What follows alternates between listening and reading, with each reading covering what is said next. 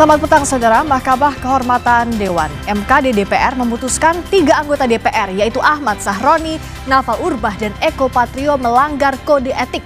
Sementara Surya Utama atau Uya Kuya serta politisi Golkar Adis Kadir tak bersalah hingga tak dikenai sanksi. Apakah putusan ini sudah sejalan dengan rasa keadilan publik? Kami punya bahasan soal itu dan juga digabungkan dengan sorotan lainnya soal gerakan politik relawan pro Jokowi yang dikabarkan bakal ramai-ramai hijrah menjadi kader Partai Gerindra. Apakah artinya mulai meninggalkan Jokowi atau malah melebarkan sayap relawan masuk ke dalam kekuasaan? Saudara, inilah Sapa Indonesia Malam. Saya Radi Saputro. Dan saya Friska Clarissa. Kita simak Sapa Indonesia Malam selengkapnya.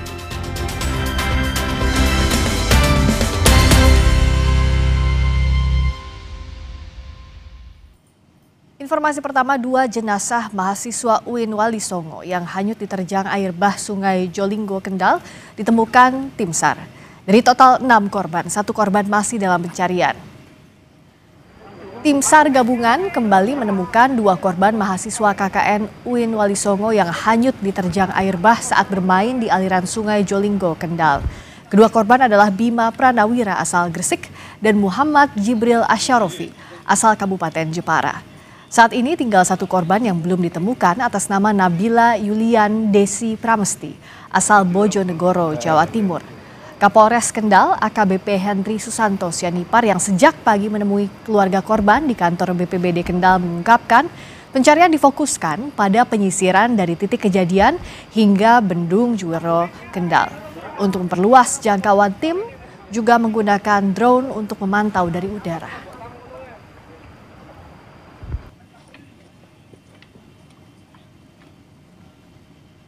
Pemantauan 1 posko induk lapangan yang ada di atas di desa Jetas, kemudian di jembatan Singorojo sampai dengan ke bendungan Juwiro. Kita sama-sama berdoa semoga korban cepat ditemukan. Kesorotan selanjutnya, Saudara, Mahkamah Kehormatan Dewan DPR RI (MKD) membacakan hasil dugaan pelanggaran etik 5 anggota DPR nonaktif. Sidang putusan pada Rabu siang dihadiri langsung kelima teradu, Ahmad Sahroni dan Nafa Urbach dari fraksi Partai Nasdem, Uya Kuya dan Eko Patrio dari fraksi Partai Amanat Nasional, dan Adis Kadir dari fraksi Partai Golkar. MKD menyatakan Ahmad Sahroni terbukti melanggar kode etik dan dinonaktifkan selama 6 bulan sejak putusan dibacakan. Sahroni dilaporkan ke MKD DPR terkait ucapannya menggunakan diksi tidak pantas.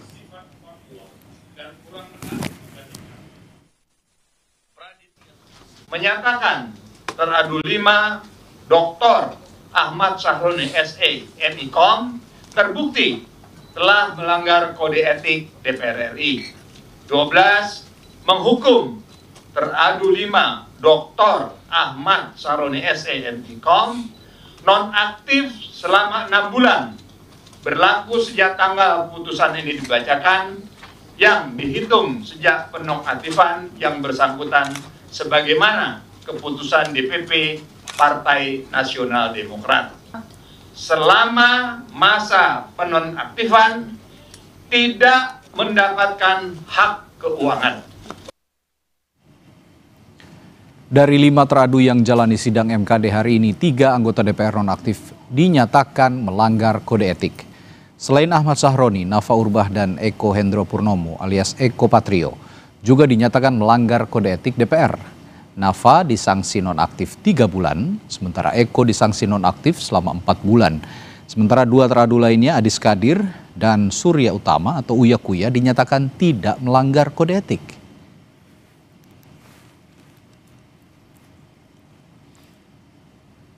Usai putusan MKD DPR, Eko Hendro Purnomo alias Eko Patrio tidak menjawab satupun pertanyaan wartawan. Sementara Surya Utama alias Uya Kuya dan Ahmad Sahroni mengaku menerima putusan MKD. Kita menghargai dan MKD tentu saya sangat profesional sekali, sangat objektif, dan apa yang diputuskan itu memang sesuai dengan bukti-bukti dan juga saksi ahli yang sudah memberikan keterangan ya. dan saksi-saksi lain ya. Ya pasti kita semua manusia pasti harus belajar lah. Nah. Berarti setelah Ya. ini diserahkan pada Mahkamah Partai maksudnya? Iya, diserahkan pada Mahkamah Partai. Berarti setelah 6 bulan akan menjabat aktif lagi ya? Belum tahu, makanya tunggu aja. Pak, itu kan tadi kebanyakan itu dibilang itu video bohong, itu hoax, itu berarti akan ada laporan ke polisi terkait video-video itu atau biasa aja nih Pak? Oh yang tadi. Ya, tadi. Ntar aja deh, Tapi menerima ya Pak semuanya, maksudnya? Ya, iya kan udah keputusan yang diterima lah. Ya udah. Wes. Komisi Pemberantasan Korupsi KPK menetapkan 3 tersangka dalam operasi tangkap tangan yang berkaitan dengan pemerasan di Dinas PUPR Riau. Salah satunya merupakan Gubernur Riau, Abdul Wahid. Dalam keterangan pers, pimpinan KPK menyebut ada modus istilah jatah preman yang diminta Gubernur Riau Abdul Wahid dalam penganggaran proyek infrastruktur di lingkungan Dinas PUPR, kawasan permukiman dan pertanahan Riau. Nilainya mencapai 7 miliar rupiah. Dan jika nilainya tidak sesuai, bahkan ada ancaman pencopotan jabatan. KPK turut menyita uang tunai dalam bentuk rupiah, dolar Amerika Serikat, dan pound sterling yang nilainya sekitar 1,6 miliar rupiah. Untuk membahas kesanggupan pemberian fee yang akan diberikan kepada saudara AW selaku Gubernur Riau, yakni sebesar 2,5%. Fee tersebut atas penambahan anggaran tahun 2025 yang dialokasikan pada UPT jalan dan jembatan wilayah 1 sampai dengan 6 di Dinas PUPR PKPP yang semula 71,6 miliar menjadi 177,4 miliar. Namun saudara Mas yang merepresentasikan saudara AW meminta fee sebesar 5% atau 7 miliar. Bagi yang tidak menuruti perintah tersebut, diancam dengan pencopotan ataupun mutasi dari jabatannya. Di kalangan Dinas PUPR PKPP Riau, permintaan ini dikenal sebagai istilah jatah preman. KPK juga menyampaikan rasa prihatin dengan terus terulangnya korupsi oleh Gubernur Riau. Abdul Wahid yang jadi tersangka korupsi merupakan Gubernur Riau keempat yang ditangkap KPK. Sebab upaya penindakan atas dugaan tindak pidana korupsi ini yang terjadi di Riau adalah kali keempat yang terjadi di Provinsi Riau itu. Sebelumnya pada tahun 2007 terkait dengan pengadaan mobil pemadam kebakaran. Kemudian tahun 2012 terkait dengan pengadaan fasilitas untuk penyelenggaraan Pekan Olahraga Nasional atau PON. Tahun 2014 terkait suap alih fungsi hutan. Dan sekarang terjadi lagi.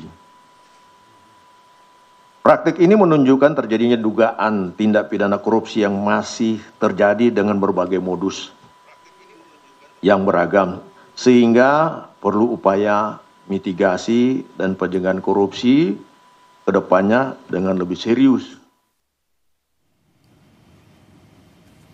Menteri Dalam Negeri Tito Karnavian merespons status Gubernur Riau Abdul Wahid yang ditetapkan sebagai tersangka oleh KPK. Tito bilang kepala daerah yang menghadapi masalah hukum akan dinonaktifkan bila ditahan. Setelah itu, wakil gubernur secara otomatis akan menggantikan gubernur sebagai pelaksana tugas atau PLT. Jika perkara yang berjalan ingkrah, maka selanjutnya DPRD akan menggelar rapat untuk mengusulkan wakil gubernur menjadi gubernur definitif. Tito menegaskan pihaknya terus memonitor situasi di Riau yang hingga kini diklaim berjalan baik. Bukan diganti, itu undang-undang mengatakan kalau kepala daerah ya menghadapi masalah hukum maka dia akan dinonaktifkan kalau dia ditahan. Kalau nggak ditahan tetap jalan terus. Tapi kalau ditahan, maka dia akan dinonaktifkan. Saya akan dinonaktifkan. Dan setelah itu kemudian di PLT-kan wakil gubernur sampai dengan perkaranya inkrah. Kalau nanti ternyata berlanjut terus, ya PLT terus. Nanti kalau sudah inkrah, baru nanti DPRD akan rapat untuk mengusulkan wakil gubernur sebagai gubernur nanti. Sidang lanjutan perkara kematian Prada Luki Namo kembali digelar di Pengadilan Militer 315 Kupang, Nusa Tenggara Timur. Sidang kali ini kembali mengagendakan pemeriksaan saksi. Dalam sidang yang dipimpin Ketua Majelis Hakim Militer Mayor Subianto ini, 2 dokter dari RSUD Airamo Kabupaten Nagekeo yaitu Gede Rastu Adi Maharta dan Kandida Fabiana kembali membeberkan keterangan. Mereka dimintai keterangan terkait hasil pemeriksaan medis terhadap almarhum Prada Luki Namo. Hasil pemeriksaan ronsen dan laboratorium menunjukkan adanya sejumlah temuan medis penting. Siap, tidak izin. Tidak. Siap. Kan ada di situ juga saksi ya. Siap. Sementara itu Komandan Korem dan Rem 161 Wirasakti Brigjen Hendro Cahyono memastikan sidang kasus kematian Prada Luki di Pengadilan Militer 315 Kupang, Nusa Tenggara Timur berjalan sesuai dengan ketentuan. Proses sidang berjalan transparan dan terbuka untuk umum. Memastikan bahwa proses penegakan hukum ini dilaksanakan sesuai dengan ketentuan. Pelda Christian. Ini tadi saya dapat laporan ya dari Komandan Kodim Rotendau bahwa yang bersangkutan ini Pelda Christian itu melakukan pelanggaran, ya pelanggaran disiplin keprajuritan yang sekarang ya sedang saya dalami dan dalam proses hukum itu berjalan mulai dari penyidikan, pelimpahan perkaranya ke berkasnya ke auditorium itu semua transparan semua. Bapak-bapak tahu waktu itu tanggal berapa? 29 ya. Siap. 29 kan terekspos semua. Jadi tidak. Dan saya mendengar keterangan saksi, saya cukup sakit hati. Keterangan saksi itu menyatakan bahwa anak saya sudah meminta ampun berulang-ulang kali, tetapi pelaku tidak punya hati. Ini bukan penganiayaan, tapi pembunuhan berencana. Waktu itu almarhum mengatakan, Mama beta dipukul. Saya tanya, jawab senior. Sidang kasus kematian Prada Luki Namo kembali digelar di Pengadilan Militer 315 Kupang, Nusa Tenggara Timur. Sidang pada hari Selasa menghadirkan 8 saksi untuk 17 terdakwa. Ada yang menarik sebelum sidang dimulai. Pelda Christian Namo, ayah Prada Luki, sempat meluapkan emosinya di luar ruang sidang. Ayah Prada Luki meluapkan kekecewaannya atas kesaksian anggota Provos Pratu Petrus Kanisiusuae yang saat kejadian tidak mengambil tindakan untuk menghentikan penganiayaan yang dialami anaknya. Saya akan ngomong terus. Silakan kalian mau bersaksi model apapun, saksi sebelum bersaksi mereka disumpah. Lu akan dapat karma, aturan lu menang, tapi lu akan karma. Anak saya sudah mati. Kerjaan Provos kok cuma duduk diam. Bubar saja Provos. Semua mentang masyarakat Indonesia termasuk orang tua dari Prada Luki menuntut institusi kasih sikap tegas. Kalau tidak pecat itu perwira dengan itu antek-anteknya. Dari 8 saksi yang dihadirkan, ada ibu angkat Prada Luki. Di hadapan pimpinan sidang, ibu angkat Prada Luki mengaku melihat luka-luka di tubuh Prada Luki. Saat itu Luki bilang ia dipukuli seniornya. Luki bahkan berpesan agar keberadaannya tidak diberitahu kepada siapapun. Namun tak berapa lama, para senior datang menjemput Luki. Kepada senior Luki, ibu Prada Luki sempat berpesan agar mereka tak lagi memukuli Luki yang sudah penuh dengan luka. Waktu itu kan almarhum yang bukakan sapi itu terus saya langsung tanya. Ibu kaget? Iya, saya kaget. Saya bilang, ke sini. Terus Luki langsung buka baju, kasih tunjuk. Waktu itu almarhum mengatakan, Mama beta dipukul. Saya tanya, jawab senior. Waktu itu saya pesan, terlepas kesalahan apa yang dia buat, tolong jangan dipukul lagi anak Mama. Kasihan dia sudah luka-luka semua begini. Tidak hanya itu, ada juga fakta menarik yang terungkap dalam sidang.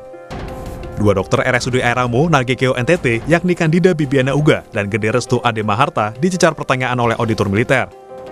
Dua dokter bilang menemukan luka memar akibat trauma benda tumpul pada tubuh Prada Luki. Luka terdapat di bagian dada, perut, pinggang kanan kiri, serta paha. Luka memarnya itu sudah pasti karena ada trauma tumpul. Ada tanda-tanda trauma tajam? Trauma tajam ada.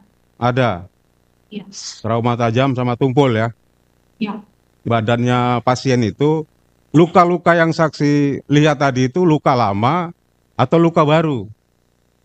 Kalau berdasarkan memar itu kita lihat dari warnanya. Ya. Jadi warnanya itu pada saat itu merah keunguan.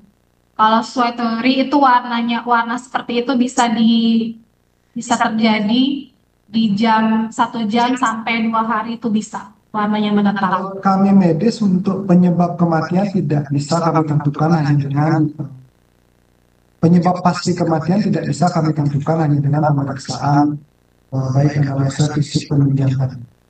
Untuk penyebab pasti kematian tidak bisa, tapi yang bisa kami sampaikan adalah bahwa almarhum ini mengalami kondisi seperti yang di laporan kematian tersebut, bahwa pasien mengalami cedera pada organ dalam tubuhnya, cedera pada dadanya, juga mengalami yang namanya infeksi yang semakin menumpuk. Dan semua hal tersebut bisa saling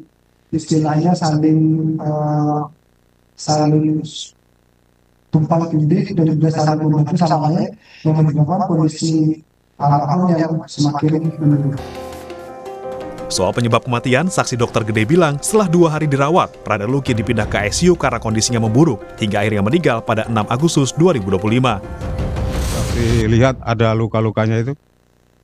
Yang saya fokuskan pada waktu itu ada luka-luka di daerah dada, habis itu ada di perut depan, di sisi pinggang sebelah kanan kiri, ada di lengan juga, lengan kanan kiri. Di paha juga ada, paha kanan kiri, tapi yang lebih banyak kalau tidak salah yang sebelah kiri. Dalam sidang, auditor militer juga sempat mencecar saksi Letda Roni Setiawan yang merupakan komandan peleton.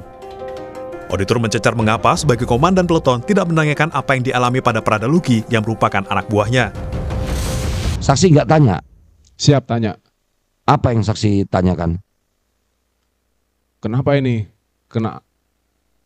Kok sampai kayak gini nih? Oh, hanya tanya begitu, kenapa ini gitu? Siap. Saksi hanya menanyakan begitu. Siap, kami tanya-tanya, habis itu keduanya cuma diam saja. Tanya ke siapa? Ke dua Richard sama almarhum. Itu nggak tanya sama ngantar itu? Polemik utang kereta cepat bus, saudara. Presiden Prabowo akhirnya turun tangan. Presiden tegaskan akan bertanggung jawab atas utang proyek bus. Ulasannya kami hadirkan setelah jeda di Sapa Indonesia Malam.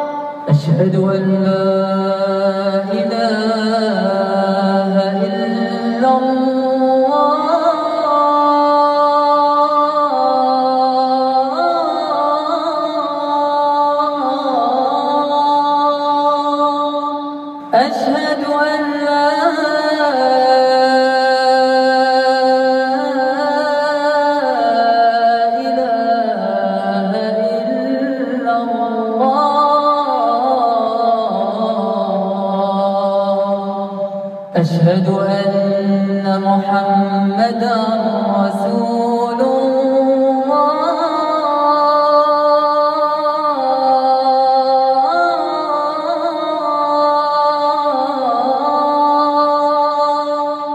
أشهد أن محمدا رسول الله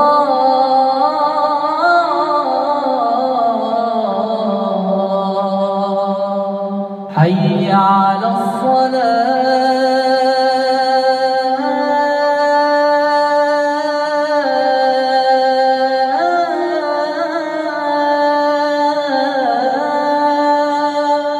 حي على الصلاة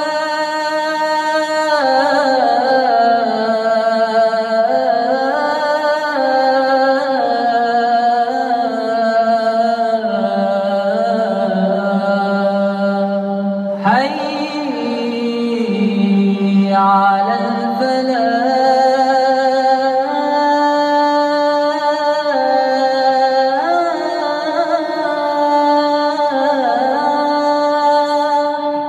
حي على الفلاح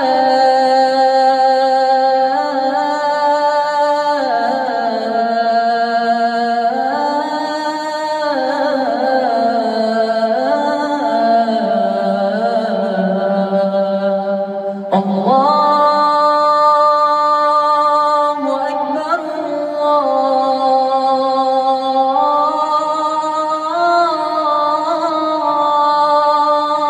الله أكبر لا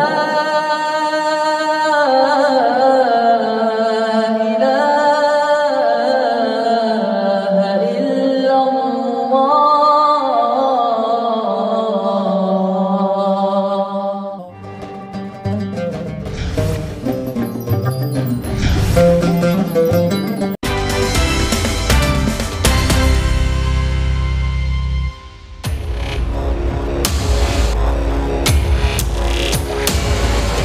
Tidak ada masalah, saya tanggung jawab nanti wush itu semuanya.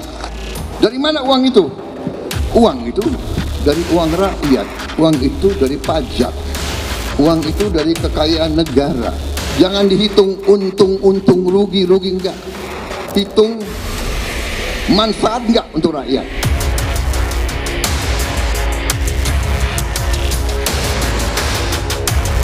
Saya akan terus berkoordinasi dengan Danantara dan nanti secara teknis dan pelaksanaannya akan kita tentukan berikutnya. Tetapi saya secara khusus juga terus berkomunikasi dengan pihak Tiongkok juga. Yang jelas PT Kereta Cepat Indonesia Cina sangat patuh dan taat kepada hukum dan kami sangat mendukung permintaan data atau kesaksian dari KPK.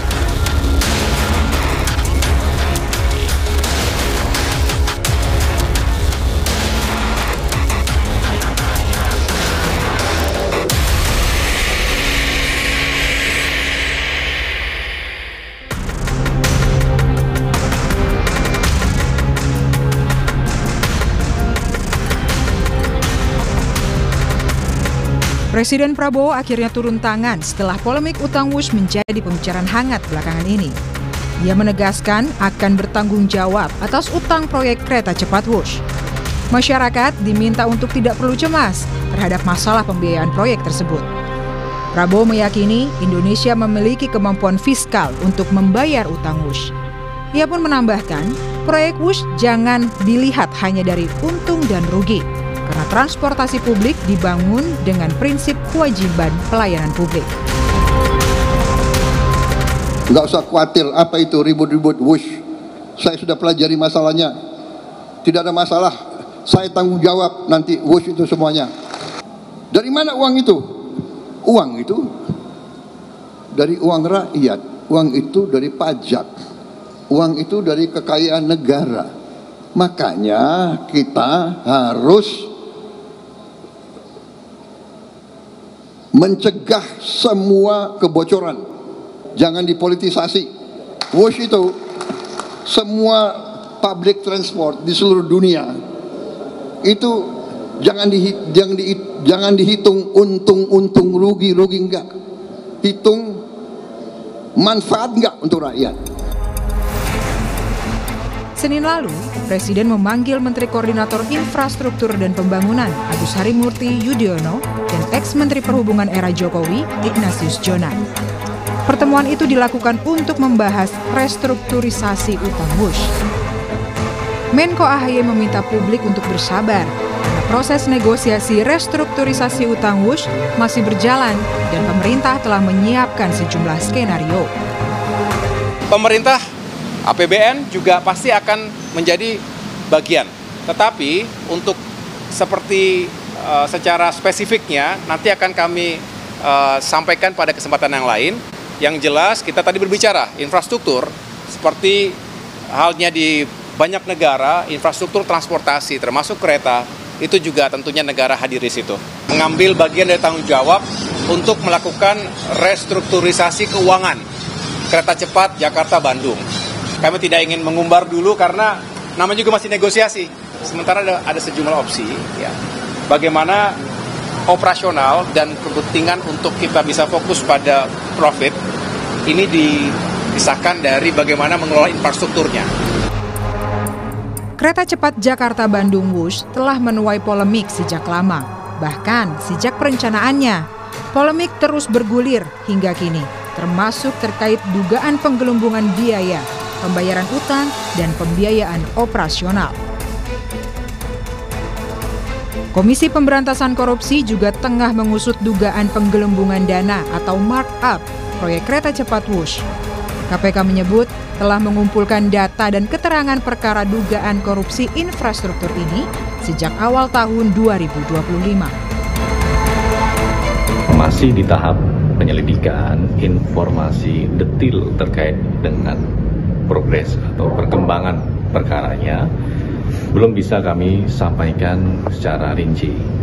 Oleh karena itu, KPK juga terus mengimbau kepada masyarakat siapapun yang memiliki informasi ataupun data yang terkait dengan hal tersebut bisa menyampaikan kepada KPK. Tentu setiap informasi dan data baik yang disampaikan melalui saluran pengaduan masyarakat itu tentu juga bisa menjadi pengayaan. Direktur Utama PT KAI Bobi Rashidin mengungkap pihaknya akan terbuka jika KPK ingin menyelidiki dugaan korupsi Kereta Cepat Indonesia atau KCIC atau Wush. Terkait restrukturisasi utang kereta cepat, ia juga mengatakan telah berbicara dengan Danantara dan akan menggelar rapat terbatas dalam waktu dekat. Ini akan segera dibicarakan yang untuk kereta cepat. Kami sudah koordinasi dengan Danantara sebagai holding dari KAI. Lagi dibicarakan antara Danantara dengan pemerintah juga tentu. Yang jelas PT Kereta Cepat Indonesia Cina sangat patuh dan taat kepada hukum dan kami sangat mendukung permintaan-permintaan data atau kesaksian dari KPK. Total investasi proyek ini mencapai 7,27 miliar dolar Amerika Serikat atau sekitar 118,37 triliun rupiah. Angka itu sudah termasuk pembengkakan biaya atau cost overrun sekitar 1,2 miliar dolar Amerika Serikat dari estimasi awal. Sementara itu, Ketua DPR Puan Maharani memastikan akan membahas masalah utang Wush dengan komisi terkait di parlemen. Puan menyatakan DPR akan mengkaji proyek Wush dan berkoordinasi dengan pemerintah untuk mencegah kerugian negara akibat proyek kereta cepat. Wush nanti akan dibahas di komisi terkait dengan pemerintah. Ya, kita akan kaji bersama bagaimana secara teknis di pemerintah seperti apa, kemudian bagaimana sikap pemerintah, bagaimana situasi keuangan dulu dan sekarang, yaitu sama-sama dengan pemerintah kita harus sampaikan apa yang akan terjadi dan sikap pemerintah sekarang akan diapakan supaya jangan sampai terjadi kerugian negara yang berlarut-larut. Menindaklanjuti pernyataan Presiden Prabowo, penyelesaian utang Wush akan diselesaikan secara bersama-sama. Menteri Investasi dan Hilirisasi sekaligus Kepala Badan Pengelola Investasi Danantara, Rosan Roslani menyampaikan, persoalan utang dan pembiayaan operasi kereta cepat Wush diselesaikan secara lintas kementerian atau lembaga. Ya, ini kan masih berjalan ya, nanti timnya kan juga ada Pak Menko Infra, ada Menko Perekonomian yang involved, ada tim dari Menkeu, dari kami. Jadi ini adalah suatu kerjasama lintas kementerian dan Kementerian Perhubungan juga, mohon maaf. Jadi memang ini lintas dan arahan dan juga kerjasama dari kita semua memang sangat dibutuhkan dan mendapatkan arahan dari Bapak Presiden bahwa memang kehadiran pemerintah untuk kepentingan transportasi memang tidak hanya dilihat dari segi untung kerugian saja, tapi juga dampaknya kepada masyarakat dan juga melihat kepada undang-undang yang ada, yang memang itu menjadi tugas dari pemerintah untuk menyediakan transportasi umum yang memang untuk kepentingan masyarakat secara luas, dan oleh sebab itu ya kehadiran pemerintah itu memang akan ada dan hadir di dalam program-program transportasi, ya, termasuk juga dalam transportasi bus ini. Di tengah polemik penyelesaian utang Wush, Presiden Prabowo justru optimistis akan melanjutkan proyek kereta cepat tidak hanya sampai Surabaya, melainkan sampai ke Banyuwangi, Jawa Timur. Kalau utang Mus ditanyakan nggak Pak? Utang Mus minta pendapat? Insya Allah sampai Surabaya. Enggak, saya minta tidak hanya Surabaya, Banyuwangi. Ya, Banyuwangi. Pak tadi ngobrol sama penumpang KRL ya Pak? Surabaya itu zaman dulu, sekarang saya Banyuwangi. Kini opsi pembayaran utang kereta cepat Wush menjadi salah satu pekerjaan rumah bagi pemerintah yang telah berjanji untuk melunasinya. Bagaimanapun, proyek kereta cepat Wush merupakan sebuah keberhasilan teknologi untuk mempermudah mobilisasi rakyat. Wush harus lebih dari sekedar kereta cepat. Ia juga harus hadir untuk menjamin akses transportasi yang juga tepat bagi rakyat. Tim Liputan, Kompas TV. Saudara, Mahkamah Kehormatan Dewan DPR RI memberi sanksi terhadap sejumlah anggota DPR nonaktif atas pelanggaran etik. Sudah tepatkah sanksi ini? Kami punya bahasannya setelah jeda.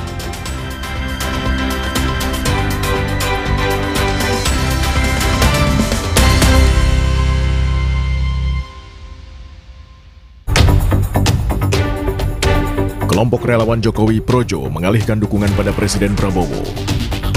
Projo tak sendiri, sebelumnya sejumlah relawan dan politisi pendukung Jokowi juga mengalihkan dukungan. Ada apa di balik manuver beralihnya dukungan relawan Jokowi ini? Simak pembahasannya dalam Satu Meja The Forum, pukul 8:30 malam ini, live di Kompas TV.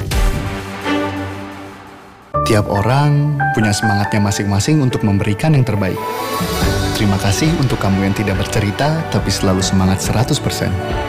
Kopi Kapal Api, jelas lebih enak. Tidak semua air itu aqua, yang dipilih dari sumber air.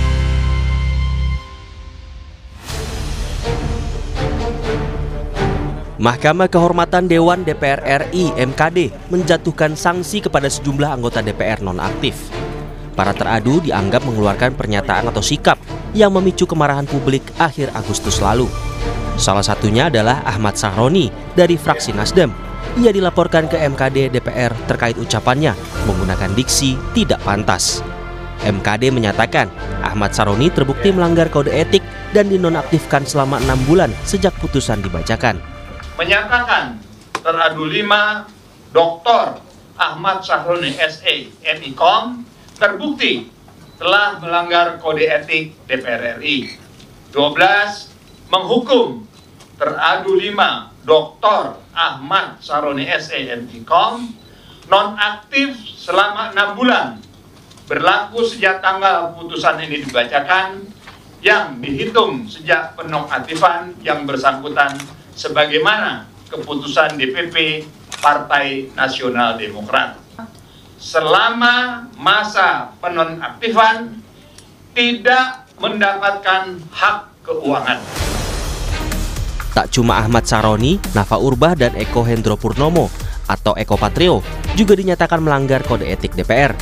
Nafa disanksi nonaktif 3 bulan, sementara Eko disanksi nonaktif selama 4 bulan. Sementara 2 teradu lainnya, Adis Kadir dan Surya Utama atau Uya Kuya, dinyatakan tak melanggar kode etik dan langsung aktif kembali sebagai anggota DPR. Usai putusan MKD, Eko Hendro Purnomo alias Eko Patrio tak menjawab satupun pertanyaan wartawan. Sementara Surya Utama alias Uya Kuya dan Ahmad Saroni mengaku menerima putusan MKD. Kita menghargai dan MKD tentu saya sangat profesional sekali, sangat objektif, dan apa yang diputuskan itu memang sesuai dengan bukti-bukti dan juga saksi ahli yang sudah memberikan keterangan ya, dan saksi-saksi lain ya. Ya pasti kita semua manusia pasti harus belajar lah. Ya. Mana? Iya, diserahkan pada Mahkamah Partai. Berarti setelah 6 bulan akan menjabat aktif lagi ya? Belum tahu, makanya tunggu aja. Pak, itu kan tadi kebanyakan itu dibilang itu video bohong dan itu hoax, itu berarti akan ada pelaporan ke polisi terkait video-video itu atau biasa aja Pak? Tadi. Ntar aja deh, Tapi menerima ya Pak semuanya, maksudnya? Iya kan udah keputusannya diterima lah. Ya udah. Para teradu, Eko Hendro Purnomo atau Eko Patrio, Surya Utama atau biasa disapa Uya Kuya, Nafa Urbah dan Adis Kadir menjadi sorotan publik kala merespons soal isu kenaikan tunjangan DPR. Sedangkan Sahroni dikecam ketika menjawab pertanyaan soal desakan pembubaran DPR. Tim Liputan Kompas TV.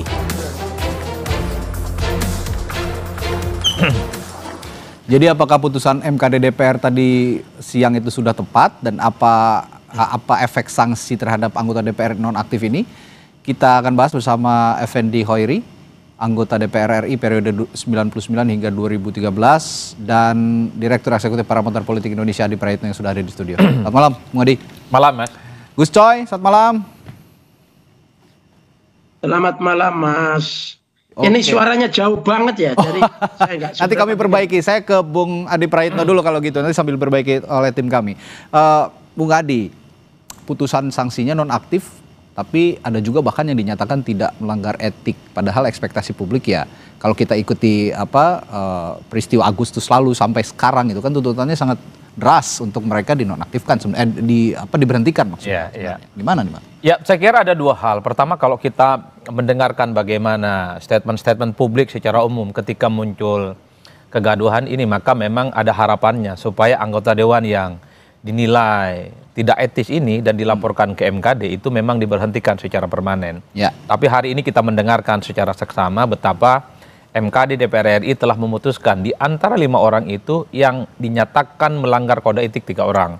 Sementara 2-nya lagi itu dinyatakan tidak aktif. Tapi yang dinyatakan melanggar kode etik ini hanya dalam waktu tertentu. Dari 3 sampai 6 bulan. Setelah itu kemudian bisa aktif kembali menjadi anggota dewan. Itulah yang saya sebut sebagai dalam banyak hal ini pastinya akan mempengaruhi bagaimana persepsi publik terkait dengan anggota dewan termasuk juga dewan secara kelembagaan. Karena kalau kita mau jujur sebenarnya salah satu lembaga politik yang mendapatkan nilai yang tidak baik-baik saja, raportnya merah adalah anggota dewan. Kan itu yang kemudian kita bisa ditangkap oleh publik. Wajar kalau dengan adanya putusan ini pastinya terkait dengan anggota dewan dan secara kelembagaan secara umum persepsinya agak tidak baik-baik saja. Itu yang pertama. Yang kedua, kalau kita mau jujur sebenarnya dari 5 anggota dewan ini kita tidak pernah mendengarkan apa sebenarnya argumentasi satu persatu kenapa ada yang disebut melanggar kode etik 3 orang itu dan kenapa kemudian ada orang anggota dewan yang disebut tidak melanggar kode etik dan otomatis aktif kembali menjadi anggota dewan. Tapi ada salah satu argumen misalnya kenapa Pak Ahmad Sahroni itu nonaktifnya 6 bulan karena memang rumahnya dijarah dan seterusnya. Oleh karena itu apapun argumentasinya tapi per hari ini MKD tidak menyampaikan secara terbuka minimal dari kutipan-kutipan media-media mainstream tidak disebutkan satu persatu soal argumentasi kenapa nonaktif, kenapa dianggap melanggar kode etik, dan argumentasinya sehingga publik itu bisa mencerna apa sih sebenarnya kok disebut melanggar dan tidak disebut melanggar, kenapa hanya 6 bulan, kenapa hanya 4 bulan dan ada yang 3 bulan. Ini yang saya kira per hari ini belum sampai kepada publik yang saya kira pastinya ke depan akan mendapatkan betapa ini akan menjadi satu pembicaraan yang cukup luar biasa. Tentu dengan nada-nada yang rada-rada kurang oke pastinya. Saya ke Gus Coy. Gus sudah bisa mendengar suara saya ya? Iya, tapi pelan sekali, apa jauh sekali. Saya coba agak mengencangkan suara saya lebih tinggi lagi supaya Gus bisa dengar. Ini Gus, selama Anda menjadi anggota DPR, ini koreksi kalau saya salah ya. Setahu saya dalam undang-undang DPR ini nggak mengenal kata nonaktif gitu. Nah, tapi sekarang kenapa MKD tidak ambil langkah misalnya berhentikan atau pecat saja jika terbukti melanggar etik, Gus? Iya, jadi istilah itu dulu nggak pernah kita kenal.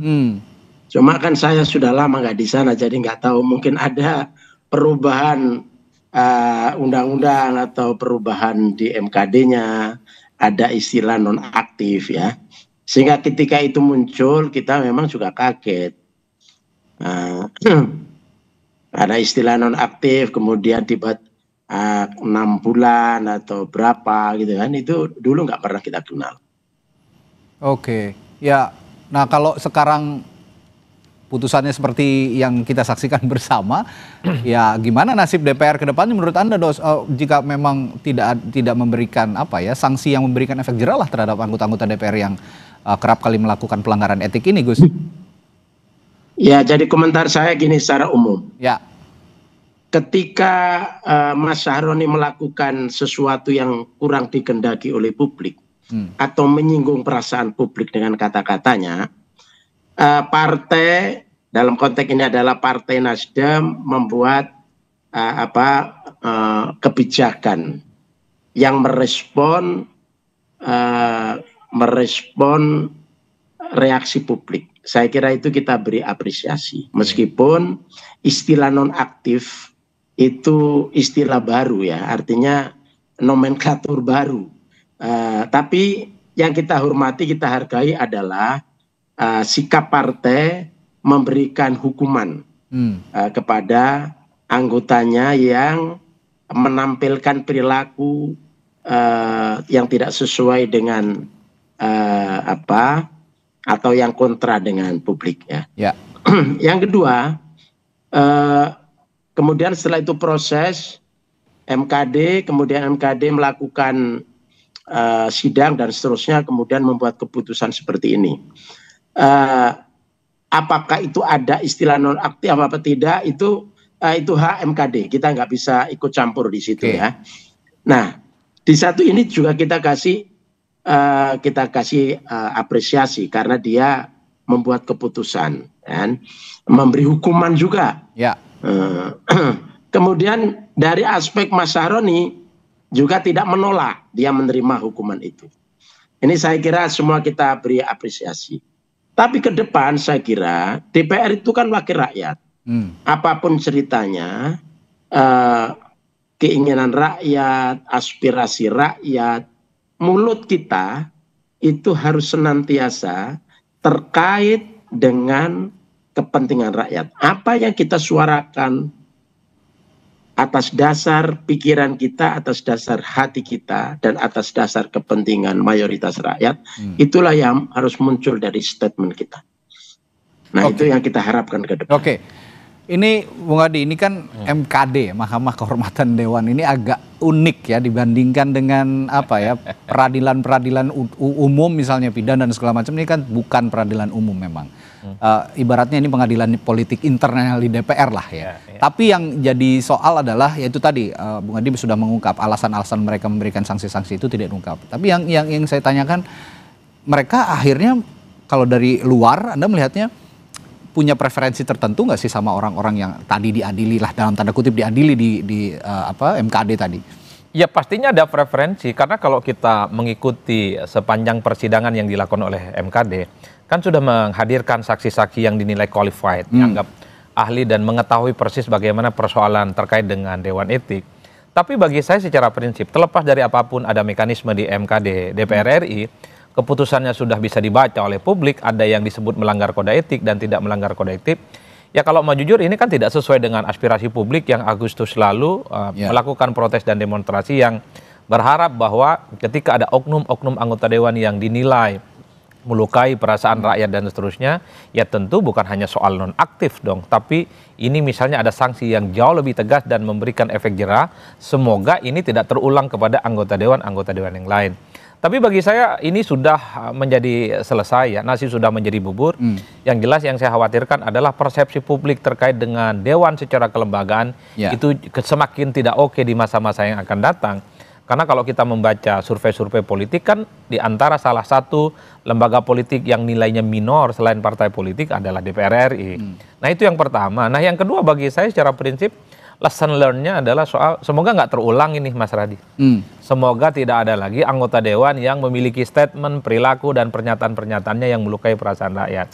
Apalagi di tengah masyarakat yang sensitif secara ekonomi, susah mencari pekerjaan, sedang berkelahi dengan hidupnya. Tapi pada saat yang bersamaan ada pemandangan-pemandangan yang tidak elok yang terjadi pada anggota dewan kita.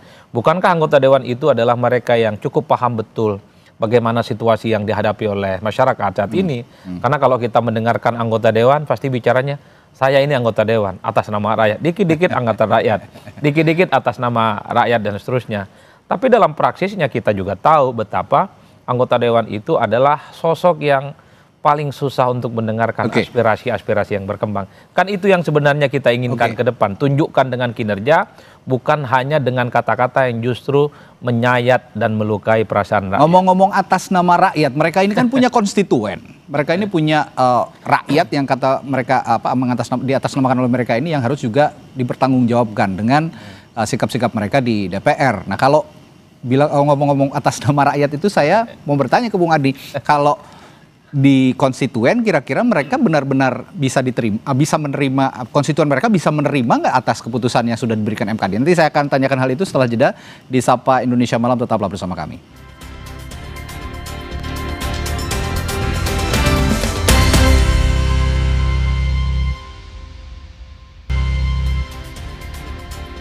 Ngomong-ngomong atas nama rakyat dikaitkan dengan putusan MKD yang tidak memberhentikan anggota DPR yang sebelumnya diduga melanggar etik seperti Ahmad Sahroni, Nova Urbah, lalu Eko Hendro Purnomo, lalu ada Uya Kuya dan Adis Kadir. Saya tadi bertanya ke Bung Adi Prahitno, ngomong-ngomong atas nama rakyat, kira-kira kalau menurut Anda konstituen cukup bisa menerima nggak putusan MKD ini? Ya per hari ini tentu tidak punya alat deteksi apakah menerima atau tidak menerima terkait dengan putusan MKD ini. Karena kalau kita mau melihat ya sejak 5 anggota dewan ini dinonaktifkan oleh partainya tentu mereka tidak beririsan dengan konstituen yang memilihnya. Tapi kalau dilihat rata-rata kecenderungan secara umum tentu anggota dewan yang terhormat itu akan menyebut sebagai victim, sebagai korban dari sebuah framing. Yang ingin saya katakan adalah kalau kita mau jujur sebenarnya masyarakat secara umum yang ada di bawah tidak terlampau mengikuti perkembangan ini secara signifikan. Ini memang menjadi konsumsi kelas menengah secara politik dan kelas menengah secara sosial yang memang engage dengan terkait dengan persoalan-persoalan politik. Sementara kelas menengah ke bawah itu adalah mereka yang dihadapi kesehariannya soal pekerjaan, soal yang penting bisa makan aja syukur. Yang penting bisa makan. Itulah yang saya kira persoalan apa yang terjadi pada MKD hari ini putusannya jangan-jangan ini tidak sampai kepada konstituennya. Saya termasuk yang sepertinya juga meyakini kalau 5 anggota dewan ini mencalonkan kembali untuk yang kesekian kalinya di 2029 bukan tidak mungkin akan terpilih kembali. Karena memori masyarakat kita secara umum Mas Radi itu gampang melupakan. Kalau kita mau jujur setelah ada putusan dari MKD DPR RI ini sepanjang 2 bulan 3 bulan orang kan tidak pernah nanya bagaimana progress report terkait dengan laporan soal anggota dewan yang melanggar kode etik. Jadi publik itu cuma ingat selesai dan amarahnya sampai akhir Agustus. Tapi setelah itu Oktober dan November orang lupa bahwa ada 5 anggota dewan yang telah menimbulkan kontroversi dan kegaduhan. Itu problem serius di masyarakat kita. Memorinya pendek, gampang melupakan, dan yang paling penting gampang memaafkan. Jadi kalau ada orang sesuatu menimbulkan kontroversi dan melukai perasaan rakyat, maju kembali bukan tidak mungkin akan dimaafkan. Belum lagi aktivitas reses saja selama ini pertanggungjawabannya juga belum benar-benar dipublikasi ke publik gitu ya. Bagaimana termasuk dana reses yang dipakai oleh anggota DPR yang juga untuk memaintain konstituen itu tadi. Gus, saya bertanya kalau gitu dampak jangka panjangnya Gus kalau memang ini sudah tadi kalau kata Bung Adi nasi sudah menjadi bubur gitu. Nah dampak keputusan ini buat kepercayaan publik, kalau tadi saya sudah bertanya ke Bung Adi, saya bertanya ke Gus Coy sekarang. Dampak keputusan publik terhadap DPR secara kelembagaan terutama jelang pemilu misalnya nanti atau agenda legislasi besar di tahun 2025 periode 2025 sampai 2029 bagaimana Gus? Ya jadi DPR, lembaga DPR disukai tadi tidak disukai akan jalan terus. Karena itu bagian dari instrumen demokrasi yang penting, ya kan? Nah, kejadian ini saya kira harus menjadi refleksi bagi seluruh partai politik, anggota DPR, kelembagaan DPR, terutama pimpinan-pimpinan DPR, ini harus menjadi refleksi. Jadi, kenapa rakyat kurang begitu percaya kepada institusi DPR? Bahkan hati mereka mungkin jengkel, ya kan? Udah muak, apalagi mengatasnamakan rakyat. Untuk mengatasnamakan tidak salah karena memang mereka dipilih oleh rakyat. Ya. Tapi ke depan menurut saya ini semuanya harus menjadi pelajaran, menjadi diambil hikmahnya. Yang sudah dihukum saya kira sudah cukup. Saya kira seperti Mas Syahroni ya, kawan saya ini hukumannya sudah sempurna ya. Partai menghukum, MKD menghukum, ya. Kemudian rakyat menghukum, rumahnya dikeroyok gitu ya. Ini juga pelajaran bagi yang lain-lain supaya tidak terjadi. Nah, oleh karena itu saya kira ini menjadi pelajaran bagi kita semua ke depan. DPR harus terus-menerus memperbaiki diri. Mereka harus menampilkan bahwa DPR adalah bagian dari pimpinan negara ini, harus menjadi suri tauladan, mencerminkan penampilannya jangan terus kelihatan hedonis. Ya, betul. Mereka akan digaji juga dari pajak rakyat. Itu saya kira yang membuat rakyat itu marah, meskipun mungkin tidak semuanya salah gitu ya. Tapi marah karena tampilannya hedonis, mempertontonkan kekayaannya. Boleh kaya, orang itu boleh kaya, tapi jangan kelihatan sok betul gitu loh dalam itu yang saya kira itu. Gus, saya mau tanya juga berdasarkan pengalaman Anda sebagai anggota DPR dulu. Kalau status, memang kita selama ini tidak mengenal status non-aktif sebenarnya di DPR, yang dikenal ya aktif atau diberhentikan. Tapi kalau dalam status non-aktif begini, kira-kira menurut Gus, mereka ini tetap digaji dan mendapatkan fasilitas atau bagaimana? Karena itu yang jadi pertanyaan rakyat selama ini. Kalau di nonaktifkan kan masih menerima gaji. Komentar lagi itu apa itu keputusan seperti itu ya? Ya. Nonaktif dalam konteks tidak masuk ke DPR, tidak boleh masuk di DPR. Hukum tidak masuk DPR, ya. Tapi dia tidak dipecat. Secara status hukum dia masih anggota DPR, berarti masih punya hak untuk menerima gaji dong, ya kan? Ya. Tidak menerima gaji itu karena berhalangan tetap. Ya.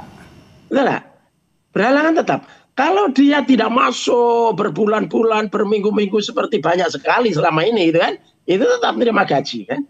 Terus sekarang dinonaktifkan. Di situ apa nomenklaturnya? Apa normanya yang ada di situ? Nah, itu yang saya tidak tahu. Barangkali ada norma baru, kita nggak tahu. Nah, ini yang dalam tanda kutip dikatakan melukai hati publik. Mereka melakukan pelanggaran, disanksi hanya nonaktif tidak hadir di DPR, tapi mereka dapat gaji. Apa yang harus dikomunikasikan ke publik oleh DPR kalau begini, Bung Adi? Ya, saya kira memang ada sesuatu yang disebut sebagai... Bentar, Gus, saya bertanya ke Bung Adi sebentar. Ya, memang harus ada sesuatu upaya yang sangat revolusioner yang mesti dilakukan oleh kawan-kawan DPR, yaitu tentang pentingnya mengubah paradigm shift, perubahan paradigma, bahwa DPR bukan adalah DPR yang zaman dahulu, DPR yang disebut sering pelesiran, suka flexing, suka mempertontonkan kemewahan, tidak pernah mendengarkan aspirasi rakyat, kemudian begitu banyak oknum-oknum mereka yang kemudian terlibat dalam persoalan korupsi dan seterusnya. Per hari ini memori publik terkait dengan DPR itu tidak pernah berubah, Radi. Saya membayangkan dengan peristiwa adanya lapor-melapor kepada MKD, anggota Dewan ini kemudian melakukan pembenahan-pembenahan yang sangat signifikan dan vital. Apa yang perlu dilakukan? Ya tunjukkan selain kinerja mereka itu menunjukkan wajah kalau anggota Dewan itu betul-betul mewakili mereka. Kalau reses ya reses beneran. Kalau aspirasi yang muncul di masyarakat ya harus diperjuangkan secara signifikan. Kalau ada regulasi dan undang-undang itu diprotes oleh publik, ajak yang protes itu untuk berdialog, berdiskusi kira-kira apa solusi yang terbaiknya. Karena kalau kita selalu mendengarkan anggota Dewan atas nama rakyat, boleh tidak kita bertanya, apakah setiap anggota Dewan selalu bertanya kepada konstituennya tempat dia mencalonkan diri setiap keputusan politik yang dia perbuat? Problemnya saya yakin tidak pernah itu dilakukan. Mungkin dilakukan, tapi tidak banyak. Kan anggota dewan itu mestinya setiap apapun yang dilakukan, mulai dari statement, dari kebijakan, tingkah pola dan perilaku politik, ya tanya dulu ke konstituennya. Kalau konstituennya itu menolak, ya katakan menolak. Kalau konstituennya tidak suka, katakan tidak suka. Itu adalah anggota dewan sesungguhnya. Tapi kan problemnya, karena anggota dewan itu lebih takut kepada partai politik. Sekalipun konstituennya menolak, sekalipun konstituennya tidak happy, tegak lurus dia sama partai. Kan itu yang terjadi di kita problemnya. Ini saya garis bawahi soal komunikasi politik yang tadi disinggung oleh Bung Adi, sebaiknya ditata kembali supaya juga publik bisa tercerahkan begitu ya, tidak juga malah memancing atau menyulut emosi publik. Nah, saya terakhir bertanya ke Gus Coy, saya bukannya sinikal dengan selebritas yang masuk di parlemen ya Gus ya. Banyak juga selebritas yang punya kualitas ketika masuk di parlemen. Tapi kita bicara hari ini ada 3 dari 5 anggota DPR yang tadi di sidang di MKD ini berasal latar belakangnya dari selebritas begitu. Nah, apakah ada perbedaan pola komunikasi ketika mereka menjadi selebritas lalu terkaget-kaget sekarang menjadi politisi atau bagaimana, Gus? Saya kira para selebritas yang masuk DPR bagus-bagus. Ya. Misalnya Dani kan bagus, Rika itu top ya. Tapi dari mereka sering salah jadinya slip tang, Gus. Ini ya, DPR itu kan sudah punya mekanisme juga untuk turun ke daerah. Ke basis-basis, dan saya kira mereka lakukan itu ya. Cuma memang ketika mereka ada di basis, mungkin kurang terekspos ya. Ketika ke basis atau ke daerah pemilihan, mereka menjelaskan tentang apa yang sedang dilakukan oleh anggota DPR dalam persidangan tahun ini. Periode ini berapa undang-undang yang sedang dibahas gitu kan. Kemudian ketika rapat dengan mitra kerjanya apa saja yang dibicarakan dan sekarang sedang apa yang diperjuangkan dan seterusnya. Itu saya kira dilakukan secara, apalagi ada duitnya yang besar kan. Sekarang ini kan duitnya besar sekali untuk minta naik terus lagi fasilitasnya ya. Masa reses itu kan. Sehingga itu dalam satu persidangan 2 bulan sekali atau 3 bulan sekali itu kan sekian titik. Berikutnya lagi sekian titik. Jadi 5 tahun itu saya kira itu sudah hampir rata itu. Sudah hampir rata kalau mereka betul-betul melakukan itu ya. Tapi saya kira mayoritas akan melakukan seperti itu.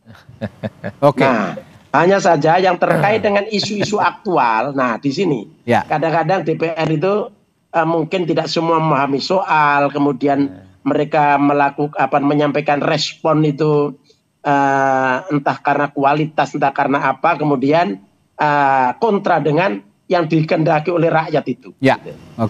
Baik, terakhir itu ke Bung Adi. Kemudian menjadi masalah. Baik, terakhir Bung Adi, saya kurang lebih sama lah kualitas anggota-anggota DPR sekarang, terutama kualitas komunikasi politiknya bagaimana?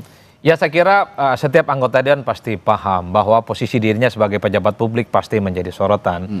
Satu hal yang pasti termasuk yang selebritas, jangan pernah menganggap dirinya bebas nilai, bebas statement dan bebas ngomong apa saja, termasuk juga bebas berperilaku. Karena setiap pejabat publik batuknya pun bisa menjadi persoalan, batuknya pun bisa menjadi berita. Yang ingin saya katakan adalah Mas Radi, satu hal, jangan-jangan ada sesuatu yang paradoks pada kawan-kawan anggota dewan kita. Satu sisi dia nggak terlampau peduli pada persepsi publik secara umum, mau dibully, mau dikritik, yang paling penting kalau dia mencalonkan kembali bisa terpilih. Kan itu yang terjadi sebenarnya. Karena yang dilakukan oleh anggota dewan, dia pasti memaintain betul bagaimana tempat daerah pemilihannya. Sekalipun di luar banyak sekali kritik dan protes, bunyi-bunyian yang sangat agresif, memberikan satu kritikan yang secara terbuka. Tapi kalau anggota dewan menggaransi bahwa tempat dia mencalonkan diri, maju kembali aman, konstituennya mendukung, nggak ada persoalan. Itu yang itu yang kemudian yang kita khawatirkan. Istilah tone deaf itu dia khawatirkan terjadi. Oleh karena itu bagi saya, anggota dewan itu sesuai dengan konstitusi adalah sebagai representasi dari kepentingan rakyat. Jadi bukan hanya soal persepsi yang memang harus dipertahankan, tapi harus menunjukkan bahwa setiap perilaku dan tindakan politik mereka betul-betul sesuai dengan keinginan masyarakat yang di bawah. Jadi pendekatannya itu adalah bottom up, dari bawah kemudian disuarakan di atas, bukan dari atas kemudian dari ke bawah. Singkat, Bung Adi, kalau sekarang Anda melihatnya setelah ada sanksi dari MKD dan ramai-ramai peristiwa Agustus kemarin sehingga mereka juga akhirnya dalam tanda kutip dihujat oleh publik, sudah ada perubahan pola komunikasi nggak sedikitnya di DPR? Saya melihat ada sesuatu yang mulai berubah. Misalnya beberapa waktu yang lalu begitu banyak kelompok-kelompok civil society termasuk juga aktivis mahasiswa yang datang ke DPR dan disambut secara terbuka. Tentu harapan terbesar kita jangan lagi nunggu ada demo, jangan lagi ada orang yang protes-protes baru kemudian diajak berdiskusi dan berdialog. Karena kalau kita mau jujur, setelah Agustus hingga hari ini nggak kelihatan tuh ada audiensi yang kemudian diterima secara terbuka. Harapan terbesarnya memasuki periode DPR menuju 2029. Jadi kalau ada kekisruhan, ada kegaduhan, ada protes dari mahasiswa, dari aktivis, LSM, termasuk jadi kelompok-kelompok media, itu harus dipanggil oleh DPR. Tujuannya adalah untuk mencari solusi, mencari dialog. Sehingga sambutan-sambutan yang dimunculkan itu adalah sesuatu yang sinergis dan bisa saling bekerjasama. Kan bagus, Radi. Yang kita khawatirkan itu adalah kalau kawan-kawan DPR itu mau menerima karena ada protes, mau berdialog karena ada unjuk rasa, mau berdiskusi karena depan belakang DPR itu dipenuhi dengan spanduk dan bendera-bendera protes. Tentu kita tidak mau itu. Intinya pembahasan kita malam hari ini, DPR harus bisa memelihara komunikasi yang sehat dengan audiens, dengan konstituen siapapun itu. Jadi jangan kalau kata Bung Ade tadi memelihara saja konstituennya tanpa mendengarkan aspirasi publik secara umum. Ini yang harus dipelihara dan diubah pola komunikasinya. Terima kasih Bung Adi Praitno sudah bergabung bersama kami dan juga Effendi Hoiri, mantan anggota DPR yang juga sudah meluangkan waktu untuk kami di Sapa Indonesia Malam. Sampai jumpa lagi, Gus. Sehat selalu. Sampai jumpa lagi. Selamat malam. Saudara, setelah jeda kami hadirkan informasi lainnya. Polda Metro Jaya bakal mengumumkan hasil penelitian DNA dari kerangka manusia yang ditemukan di Kuitang, Jakarta Pusat. Sesaat lagi di Sapa Indonesia Malam.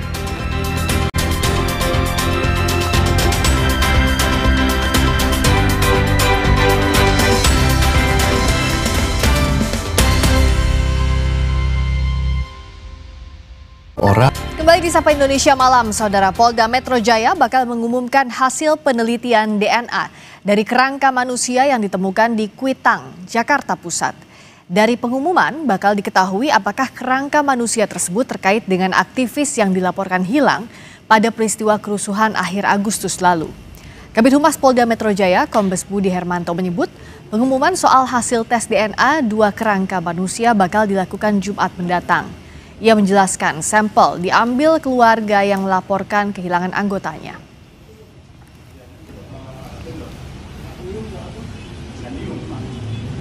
Kita rencana akan merilis, dimungkinkan di hari Jumat, terkait tentang penemuan dua kerangka manusia. Karena mengingat hasil baru keluar dan kita akan menghadirkan beberapa pihak. Dalam hal ini dari PT ACC yang menemukan pertama, penyidik dari Polres Jakarta Pusat dan Ditreskrim termasuk nanti akan menghadirkan pihak keluarga, termasuk Kontras yang pernah melaporkan terhadap orang hilang. Nah, termasuk nanti kita akan mendengarkan langsung terkait tentang penjelasan dari dokter forensik Rumah Sakit Polri. Kesorotan lainnya, Saudara, Menko Perekonomian Erlangga Hartarto bilang pemerintah akan mengkaji skema ambil alih utang kereta cepat Wush. Erlangga akan merinci lebih lanjut terkait rencana pengambil alihan utang proyek kereta cepat Jakarta-Bandung oleh pemerintah pusat. Prosesnya masih akan dibahas secara teknis dan komprehensif antar kementerian dan pihak terkait termasuk Danantara. Kita sedang bahas, nanti tentu akan dibicarakan secara teknis antar kementerian dan juga dengan solusi dengan Danantara. Artinya di dalam ini juga akan membahas soal itu ya Pak? Berarti bisa dikatakan pakai APBN ya Pak untuk ininya? Ya, kalau korporasi kan banyak cara.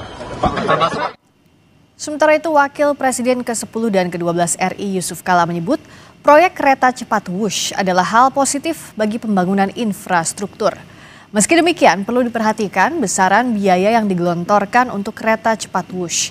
JK pun tak mempermasalahkan utang kereta cepat selama bisa dibayar. Ya, semua orang bisa berutang selama bisa bayar, itu aja. Kalau nggak bisa bayar, jangan berutang.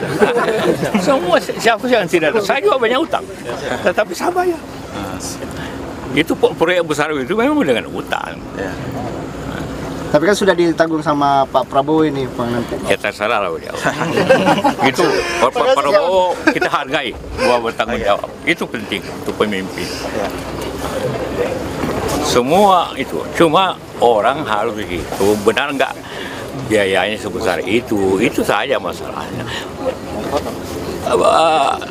Kereta cepat itu bagus, cuma harganya kenapa mahal? Itu aja pertanyaannya sebenarnya.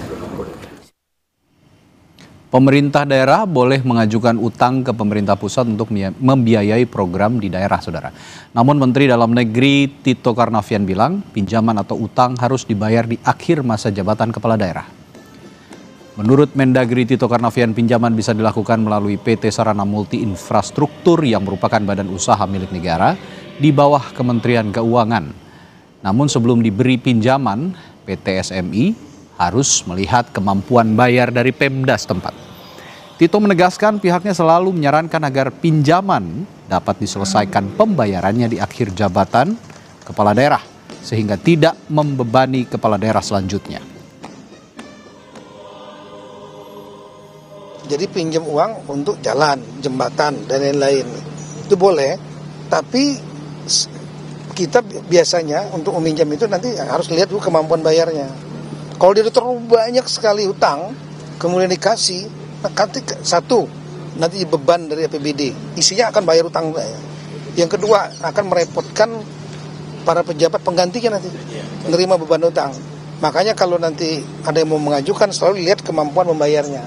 Dan selalu kalau kami menyarankan selalu Kementerian Keuangan, kalau mau minjamkan, kami beri masukan, harus bisa selesai dibayar ketika masa jabatannya selesai. Menteri Pertahanan Syafri Syamsuddin memimpin penertiban tambang nikel ilegal di Morowali, Sulawesi Selatan. Tambang yang disita kali ini adalah tambang milik PT Bumi Morowali Utama. Menteri Pertahanan Syafri Syamsuddin memimpin penertiban tambang ilegal, didampingi Jaksa Agung, Panglima TNI, Kapolri, dan Kepala Badan Pengawasan Keuangan dan Pembangunan. Dalam penertiban kemarin, Satuan Tugas Penertiban Kawasan Hutan PKH menargetkan 6 perusahaan nikel di Morowali yang melakukan pelanggaran pengelolaan tambang di kawasan hutan. Pemerintah menegaskan di samping menindak tambang ilegal, pemerintah juga terus mendorong produksi tambang nikel yang legal. Dalam rangka penertiban kawasan hutan khususnya di pertambangan yang tidak memenuhi ketentuan-ketentuan yang sudah ditetapkan. Ini adalah kehadiran negara untuk melakukan penertiban terhadap semua kegiatan-kegiatan yang ilegal kita tertibkan, yang legal kita dorong supaya tetap berproduksi. Kemudian yang kedua, yang ilegal ini negara akan menegakkan ketentuan-ketentuan yang berlaku. Ya, kita tidak melihat latar belakang, kita tidak melihat dari mana, tapi kita melihat bahwa kepentingan nasional harus kita tegakkan, harus kita selamatkan. Dari sorotan ekonomi, Saudara, Menteri Koordinator Bidang Perekonomian Airlangga Hartarto menilai pertumbuhan ekonomi pada kuartal ketiga sebesar 5,04% di tahun ini masih lebih baik jika dibandingkan dengan tahun lalu. Menurut Airlangga, dengan capaian pertumbuhan ekonomi kuartal 3 sebesar 5,04%, pemerintah optimistis pertumbuhan dapat terjaga di level 5% pada akhir tahun. Untuk mendorong kinerja ekonomi di kuartal keempat, pemerintah berupaya meningkatkan aktivitas ekonomi melalui bantuan sosial atau bansos. Selain itu, pertumbuhan ekonomi Indonesia diakui Airlangga sejalan dengan kenaikan konsumsi masyarakat. Hal ini dapat dilihat dari indikasi kenaikan inflasi dan investasi emas.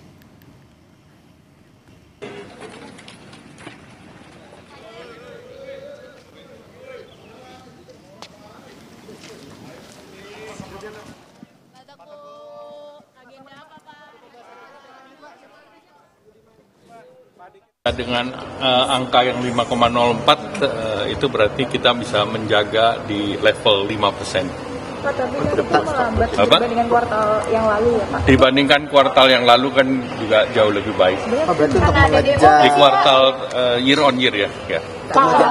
Nah, upaya kita perlu lakukan di Q4 itu kita harus tingkatkan lagi ekonomi supaya angka rata-rata 5,2 bisa dicapai. Katanya apa aja Pak? Ya, kita kan menggelontorkan bansos dan nilainya kan hampir 30 triliun. Ketua Umum Projo Budi Aris Setiadi memberikan isyarat untuk gabung ke Partai Gerindra. Wapres Gibran Rakabuming menyebut langkah Projo itu sebagai keputusan tepat. Kita ulas usai jeda di Sapa Indonesia Malam.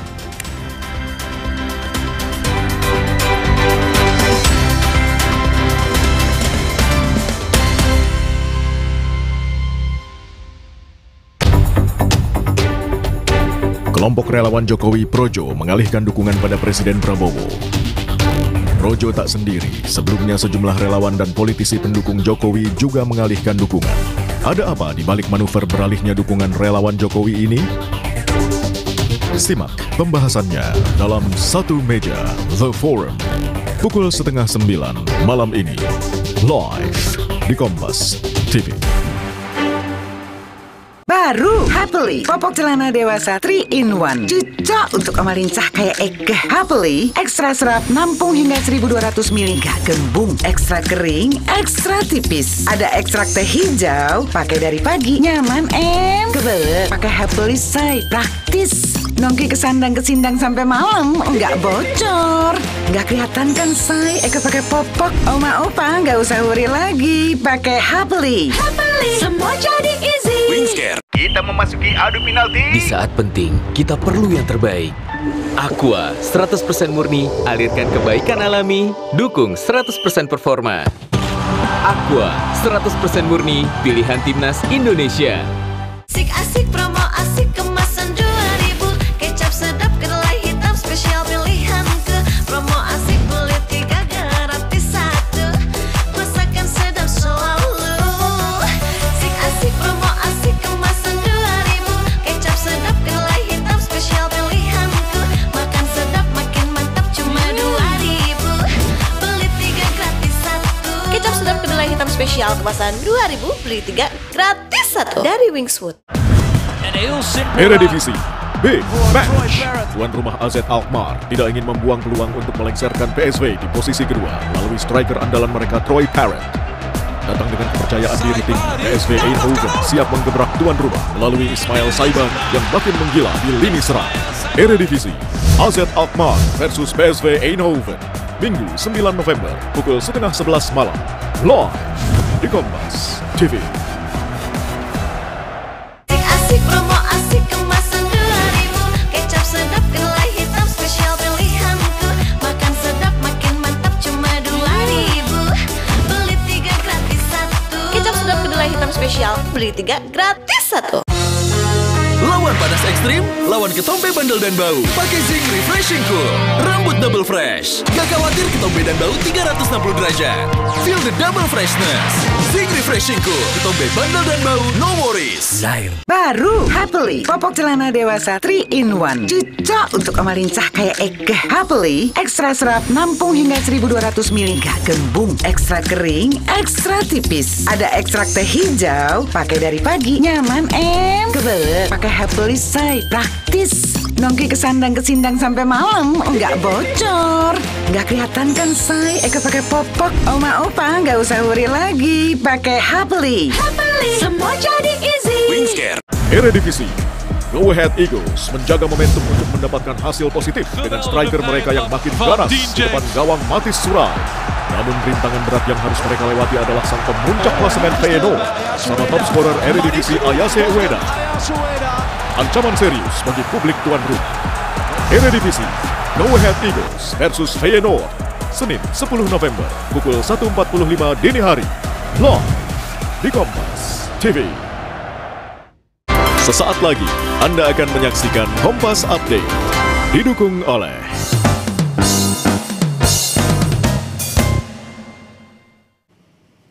Anda menyaksikan Kompas Update bersama saya Friska Clarissa. Petugas gabungan dari Polri dan BNN melakukan penggerebekan di kawasan Kampung Bahari, Tanjung Priok, Jakarta Utara. Usai melakukan penangkapan terhadap sejumlah orang, petugas justru diserang dengan senjata tajam hingga kembang api. Mamat, jangan nembak dulu, Penggerebekan dilakukan di sejumlah rumah yang diduga menjadi lokasi transaksi dan penggunaan narkoba di kawasan itu.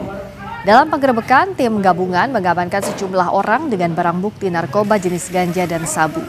Usai penggerebekan, tim gabungan justru diserang oleh warga dengan menggunakan senjata tajam hingga kembang api. Polisi sempat membalas dengan menembakkan gas air mata, namun akhirnya memilih mundur dan membawa sejumlah orang yang telah ditangkap.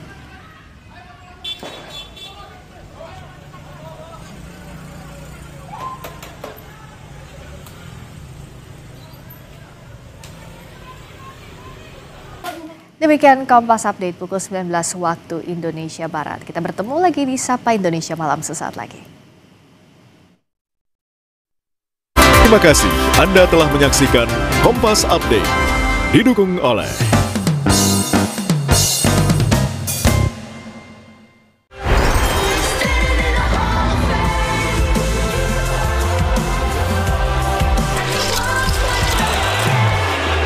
Minum susu Zi, seriously bikin tinggi. Tinggi bukan segalanya, tapi segalanya butuh tinggi.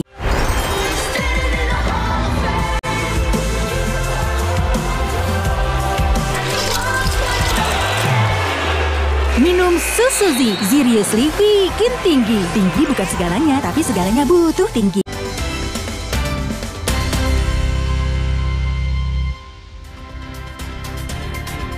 Kembali di Sapa Indonesia Malam bersama saya Friska Clarissa. Ketua Umum Projo Budi Aris Setiadi memberikan isyarat untuk gabung ke Partai Gerindra. Budi Aris juga menyerukan kader Projo memperkuat partai yang dipimpin Prabowo Subianto. Sementara Wakil Presiden Gibran Rakabuming menyebut langkah Projo itu sebagai keputusan tepat. Kongres Organisasi Relawan Projo pekan lalu menetapkan arah baru politik Projo. Organisasi relawan pendukung Joko Widodo ini menyatakan akan mendukung Presiden Prabowo Subianto. Budi Aris Setiadi yang kembali terpilih sebagai Ketua Umum Projo juga sempat mengungkapkan isyarat untuk bergabung dengan Partai Gerindra. Budi Aris juga menyerukan kepada kader atau relawan Projo untuk memperkuat partai politik yang dipimpin Presiden Prabowo demi mendukung seluruh agenda politiknya. Kita berharap bisa memperkuat agenda politik Pak Prabowo agar kepemimpinan Prabowo bisa lebih kuat, lebih solid, dan karena itu kita akan memperkuat seluruh agenda politik Presiden dengan memperkuat partai politik pimpinan Presiden. Jadi mohon izin jika suatu saat saya berpartai, teman-teman Projo bisa memahaminya.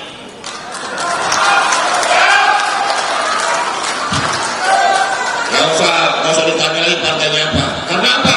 Saya mungkin satu-satunya orang yang diminta oleh Presiden langsung di sebuah forum. Sementara itu, Wakil Presiden Gibran Rakabuming menanggapi rencana Budi Aris dan relawan Projo bergabung ke Partai Gerindra. Menurut Wapres, para relawan seharusnya menginduk ke Presiden. Putra sulung Presiden Jokowi ini bilang, bergabungnya relawan Projo ke partai yang dipimpin Prabowo akan dapat memastikan seluruh program pemerintah berjalan efektif. Ya, saya kira itu hak sebagai warga negara yang ingin bergabung ke partai manapun. Saya kira itu sudah keputusan yang baik, keputusan yang tepat. Seluruh kekuatan relawan memang harus menginduk ke Pak Presiden, memastikan visi-misi program-program berjalan dengan baik. Jadi saya berikan apresiasi untuk Projo. Organisasi Projo merupakan salah satu kelompok relawan yang berperan mengantar Joko Widodo ke kursi kepresidenan selama 2 periode. Di Pilpres 2024 lalu, Projo memberikan dukungan pada Prabowo Subianto yang berpasangan dengan Gibran Rakabuming. Budi Ari sebagai Ketua Umum Projo sempat ditunjuk sebagai Menteri Koperasi di Kabinet Prabowo. Namun baru beberapa bulan menjabat, Budi Ari direshuffle. Tim Liputan, Kompas TV. Ketua Umum Projo Budi Ari mengisyaratkan gabung ke Partai Gerindra. Wapres Gibran sebut sebagai keputusan yang tepat. Apakah ini berarti Jokowi telah merestui relawan pendukungnya gabung ke Gerindra? Kita bahas bersama Ketua DPP PSI Valdo Maldini dan Direktur Eksekutif Lingkar Madani Ray Rangkuti. Udah Valdo sama Bung Ray, apa kabar? Baik sejauh ini, alhamdulillah. Baik, selamat malam, assalamualaikum. Waalaikumsalam warahmatullahi wabarakatuh. Bung Valdo, keputusan Budi Ari yang katanya mau ke Gerindra, PSI lihatnya seperti apa sih? Iya, kita tentu hormati ya pilihan politik Pak Budi Ari. Dan kita pengen ngucapin selamat juga. Welcome to the club, welcome to the jungle. Saatnya memperjuangkan apa yang menjadi tujuan politik, ide-ide besar yang selama ini dibawa dalam skema relawan ya dalam bentuk peraturan, dalam bentuk undang-undang, dalam gagasan dan pertarungan politik elektoral bahkan gitu. Karena memang itu dijamin konstitusi pilihan tersebut. Karena kan tujuan akhirnya itu satu Mbak, bahwa ini untuk memperkuat pemerintahan Pak Prabowo dan Pak Gibran dan juga menyejahterakan rakyat. Karena kita tahu relawan juga punya kaki-kaki di daerah dan langkah itu untuk menjaga percepatan kinerja pemerintahan yang kali ini dipimpin oleh Pak Prabowo dan Pak Gibran. Dan kami kira ini juga sebagai sebuah tanda politik yang dewasa ya, karena kan demokrasi yang matang itu kan ketika perbedaan itu tidak memutus arah perjuangan kita Mbak. Kita boleh beda bendera tapi tetap kibarkan panji yang sama yaitu kemajuan Indonesia, Indonesia maju. Dan kami kira ini juga ruang pengabdian yang lebih besar bagi Pak Budi Ari. Karena kan kita tahu Pak Budi Ari ini kan sebenarnya berakar dari tokoh politik juga. Sebelumnya beliau adalah Ketua Litbang di DPD PDIP Jakarta. Bikin relawan dan sekarang kembali lagi ke partai politik. Jadi ya selama semangatnya sama, kerja, tulus, berpihak pada rakyat, kita mengucapkan selamat, good luck, all the best, semoga menang. Welcome to the club kalau kata Bung Valdo. Bung Ray, sebenarnya langkahnya Mas Budi Ari ini apa sih yang kita bisa katakan berbeda jalur dari relawan sekarang masuk ke partai politik Gerindra pula yang berada di bawah langsung Presiden Prabowo? Ya mendekatkan dirinya kepada kekuasaan. Kan kalau semata-mata hanya untuk mendukung presiden kan tidak perlu ganti wajah kan? Relawan juga bisa. Relawan dengan implikasinya ini, apa kalau jadi kader Gerindra? Dulu mereka mendukung Pak Prabowo itu atas dasar projo. Dengan pengertian yang sebelumnya.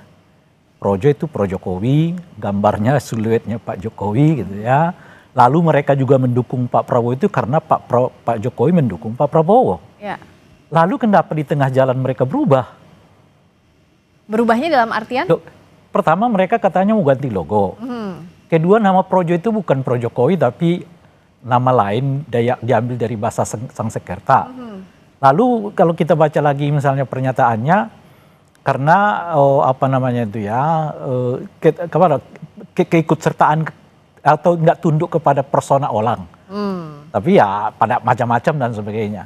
Jadi nggak identik hanya Pak Jokowi aja begitu ya, memperluas? Enggak maksud saya kan mereka berubah dong. Kan kalau udah begitu tuh berubah setidaknya setengahnya kan. Gitu. Nah, berubah dari yang awalnya. Kenapa perubahan itu harus dilakukan kalau mereka awalnya semua membawa identitas yang sebelumnya gitu maksud saya. Nah, Bung Valdo melihat ada pivot, ada perubahan arah juga ini setengah-setengah dari Mas Budi Ari dengan ingin masuknya ke Gerindra. Kenapa ini jadi pertanyaan? Karena kan sebenarnya partainya Pak Jokowi itu identiknya meskipun secara struktural tidak resmi, tapi kan partainya Pak Jokowi itu PSI, bukan Gerindra. Gerindra identiknya dengan Pak Prabowo, Bung Valdo. Ya, pertanyaan Bang Ray itu pertanyaan banyak orang juga. Kadang saya juga pengen nanya Mbak sebenarnya. Lah jadi pengen nanya semua dua-duanya. Iya, karena kan saya bukan jubir Projo nih, saya ketua DPP PSI. Iya. Tapi PSI kebacanya gimana? Tapi memang gini, memang kalau saya lihat kan bedanya mungkin kalau saya dalam skema relawan Mbak, ya mereka nggak terlibat dalam entitasnya itu nggak ada gitu sebagai pengambil kebijakan mungkin ya. Ini saya mencoba berandai-andai dalam logika berpikirnya teman-teman Projo lah gitu.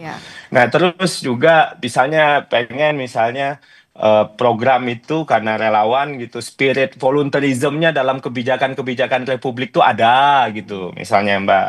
Karena kan memang latar belakangnya volunteerism, relawan, dan civil society gitu.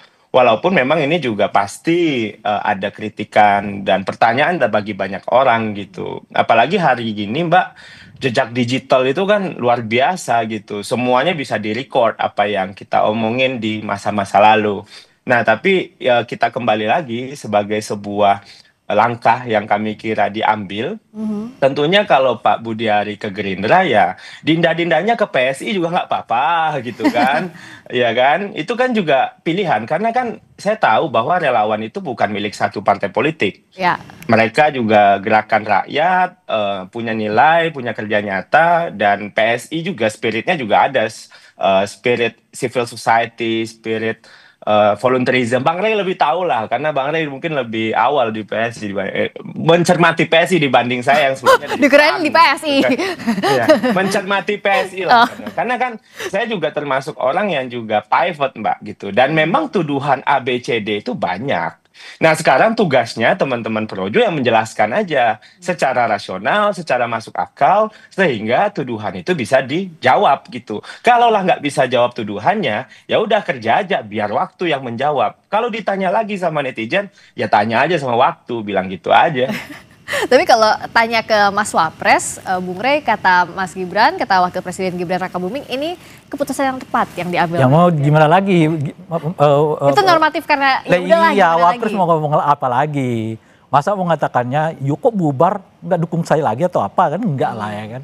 Itu normatif, nggak usah terlalu dilihat bahwa itu seolah-olah mendukung. Ya, itu satu. Yang kedua kan kita tahu juga gaya komunikasinya keluarga Pak Jokowi kan. Seringkali ngomong A tapi sebetulnya yang diinginkan B gitu ya. Jangan-jangan sebetulnya di balik itu yang mengatakan yo Ari kok pindah. Jangan-jangan gitu loh. Jadi harus dilihat track record gaya komunikasi mereka gitu. Tapi yang ketiga gini, kalau relawan mengubah dirinya mendukung satu partai, mereka sudah nggak tepat disebut relawan. Gitu. Atau orang ketuanya atau sebagian anggotanya duduk sebagai pengurus partai politik, itu juga nggak tepat lagi disebut sebagai organisasi relawan. Ya. Jadi mereka itu karena sudah beda kendaraan ya, nggak bisa badannya relawan sama tidak terafiliasi dengan partai politik. Itulah makanya dibuat dibuat kotaknya namanya relawan. Ya. Mereka bergerak atas inisiatif sendiri-sendiri demi kepentingan yang mereka inginkan bersama dengan orang tertentu atau wajah tertentu. Jadi kalau mereka orang yang pengurusnya itu bagian dari partai politik atau orang yang ikut serta partai politik, ya ini bukan lagi organisasi relawan. Lebih tepatnya mereka masuk menjadi organisasi underbow dari partai politik tertentu. Ya. Nah kalau itu yang dilakukan oleh Projo yang lalu gitu ya, sebaiknya menurut saya lebih baik menyatakan diri Projonya udah selesai. Kami berubah wajah total. Kalau kata anak muda sekarang ganti skin ya, udah bukan relawan lagi. Itu lebih menurut saya itu lebih tepat. Lalu mengatakan bahwa kami ini bagian dari partai politik tertentu, meskipun tidak secara struktural, tapi itu yang kita sebut sebagai underbow dari partai politik. Hubungan strukturalnya nggak kelihatan, tapi jelas, ya kan hubungan politiknya ada gitu. Nah itu mungkin jauh lebih tepat untuk menghindari segala macam perdebatan, termasuk menurut saya lah, ya kan boleh jadi orang-orangnya Pak Jokowi juga mungkin kecewa dengan sikap, mungkin loh ya, dengan sikap Bung Ari, yang menurut saya memang lebih tepat mereka mengatakan kami sudahi yang namanya Projo, ya kan, kami bentuk organisasi baru, entah itu organisasi relawan atau itu organisasi underbow partai politik. Terserah mereka, nggak ada perdebatan. Oke, apalagi sebenarnya yang jadi pertanyaan kan ini setelah Mas Budi Ari juga ketemu sama Pak Jokowi, menyatakan bahwa akan bergabung ke Gerindra. Atau kalau kita membaca juga pernyataannya Mas Wapres Gibran yang bilang tadi keputusan yang tepat, kalau kata Bung Rey, kayaknya itu normatif aja. Sebenarnya kalau di PSI suaranya Pak Jokowi gimana sih, Bung Faldo? Apakah ada restu atau enggak? Jawabnya nanti di Sapa Indonesia Malam. Kami segera kembali.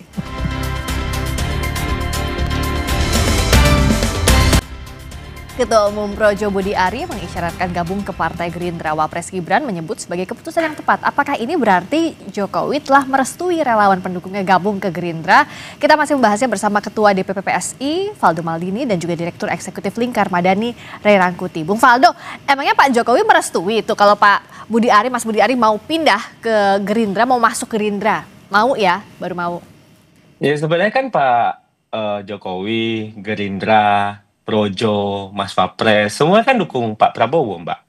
Jadi nggak perlu kita pisah-pisahin kalau seandainya nggak ke koalisi, ini koalisinya gede gitu, nggak ke A, tapi ke B, berarti nggak untuk Pak Prabowo. Semuanya kan untuk Pak Prabowo sebenarnya. Dan Pak Jokowi pun mendukung Pak Prabowo, jelas sikapnya tegas. Pun juga dengan Mas Wapres gitu. Ketika tadi ditanyakan posisi Mas Wapres kan jelas support sesuai konstitusi, menjalankan tugasnya sebagai wakil presiden ya di bawah arahan dari Pak Prabowo sebagai presidennya gitu. Jadi kami kira itu sudah sesuai dengan skemanya gitu, dan PSI ya nggak perlu dibentur-benturin lah. Kita kan sama Gerindra nih sama-sama dukung Pak Prabowo, Mbak, di 2024, Gerindra sebagai pengusung, PSI sebagai pendukung gitu kan. Jadinya ya semuanya dalam kerangka Indonesia yang maju gitu. Nah, dalam konteks Pak Jokowi tentunya aman-aman aja, Mbak, gitu loh. Pak Jokowi yang ya dalam konteks PSI itu PSI yang butuh Pak Jokowi, bukan Jokowi yang butuh PSI. Hal yang sama menurut saya juga terjadi di beberapa kelompok relawan. Kita kok yang butuh Pak Jokowi, dan kita karena selama ini menjadikan Pak Jokowi, PSI ya dalam hal ini sebagai inspirasi kita, bagaimana politik rasional, kebijakan yang dibuat, walaupun bisa didebat oleh Bang Rey, tapi kita bisa jawab juga gitu loh. Tapi ya intinya arah kita itu ya politik yang masuk akal. Nah, dalam hal ini melihat langkah dari Pak Budi Ari tentunya bebas gitu. Tapi belum tentu juga ketum ke sana, ya kita paham-paham aja lah. Bisa jadi dinda-dindanya ke sini gitu loh. Ya. Jadi kan ini kan nggak ya kalau Bang Ray tadi bilang bubarin aja Projo. Ya mungkin Bang ya, karena masuk partai ini kan nggak gampang Bang Ray. Butuh uji coba, riset, mungkin dulu ketua dulu maju, habis itu dinda-dinda lihat. Kita nggak tahu Bang. Kita nggak pernah tahu apa yang terjadi di depan gitu. Karena kan organisasi relawan ini kita tahu sejak 2014 lah masifnya Mbak Friska dan Bang Ray. Sebagai kelompok yang hadir dalam diskursus politik Indonesia. Jadi ya menurut saya sih Mas Gibran, Pak Jokowi, PSI, Gerindra, semuanya kita dukung Pak Prabowo, tegak lurus. Ya, aman aja, tapi secara di lapangannya kan tentu akan berbeda, Bung Rey. Karena ya perekatnya semuanya sekarang ada di koalisinya Pak Prabowo. Tapi apa beda implikasinya kalau Mas Budi Ari masuk Gerindra? Ya implikasinya ya tentu dilihat dari soal pertama ya. Seberapa banyak sih gerbong yang akan dibawa oleh saudara Ari gitu. Karena di dalam politik ini kan kalkulasinya ada dua tuh. Pertama adalah gerbongnya sebanyak apa, yang kedua duitnya sebanyak apa kan gitu. Jadi kalau di antara dua-duanya kita nggak punya ya repot. Atau jangan kan bawa gerbong, masuk Gerindranya pun kan tidak mudah juga. Jadi kader apakah semudah itu? Itu yang kedua tuh. Langkah pertamanya Gerindranya lihat dulu ini sebesar apa nih, kan kira-kira gitu. Nah yang kedua kalau nggak dilihat jumlahnya, dia ini ada asetnya nggak nih, kan kira-kira gitu. Nah setelah itu baru kemudian ini organisasi tepatnya ditaruh di mana, kan kira-kira gitu. Karena nggak bisa ujuk-ujuk langsung nanti misalnya Bung Ari mengatakan saya jadi salah satu ketua ya, nggak bisa juga di organisasi kayak begitu kan gitu lagi. Meskipun sebelumnya kalau relawan ketua umum belum tentu juga kalau di parpol bisa dapat jabatan strategis ya kan. Tidak bisa, makanya kan kalau misalnya dilihat dari Gerindranya kan mereka akan lihat nih ini sebesar apa, asetnya sebesar apa. Ya, gerbong dan aset itu seberapa besar yang bisa dibawa. Lalu dengan itu mereka mau taruh ini di mana kan. Tapi kan sudah jelas kalau misalnya Projo mengatakan saya jadi targetnya wakil ketua ya gitu. Kan belum tentu itu dikasih oleh Gerindra kan. Kegedean kan kira-kira gitu ya. Nah oleh karena itulah saya sarankan tadi. Memang sebaiknya Projo itu ganti aja. Sebab gimana pun Projo itu ikoniknya Pak Jokowi.